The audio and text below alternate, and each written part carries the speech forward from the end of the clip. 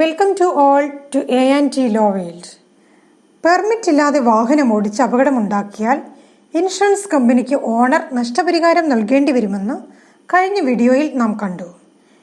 Permit ഉണ്ടായിരിക്കുകയും എന്നാൽ പെർമിറ്റിൻ്റെ conditions violate ചെയ്യപ്പെടുകയും ചെയ്താൽ MV ആക്ട് പ്രകാരം ഇൻഷുറൻസ് കമ്പനിക്ക് പകരം ഓണർ നഷ്ടപരിഹാരം നൽകേണ്ടതാണ്. എന്നാൽ സുപ്രീം കോടതിയുടെയും പല ഹൈക്കോടതികളുടെയും സമാന കേസുകളിലെ വിധിന്യായങ്ങൾ പ്രകാരം ഇൻഷുറൻസ് കമ്പനി നഷ്ടപരിഹാരം നൽകുന്നതിൽ നിന്ന് ഒഴിവാകണമെങ്കിൽ ഇപ്രകാരമുള്ള പെർമിറ്റ് വയലേഷൻ ആക്സിഡന്റിന് കാരണമായിട്ടുണ്ടെന്ന് ഇൻഷുറൻസ് കമ്പനി കോടതിയിൽ തെളിയിക്കേണ്ടതാണ്.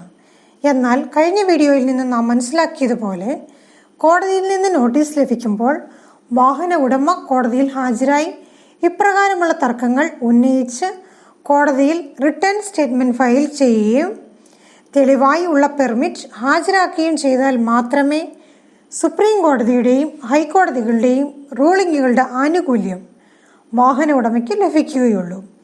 അല്ല എങ്കിൽ കഴിഞ്ഞ വീഡിയോകളിൽ നാം മനസ്സിലാക്കിയതുപോലെ ഓണർക്കെതിരെ കോടതി പേ ആൻഡ് റിക്കവറി അവാർഡ് പാസ്സാക്കുന്നതാണ്.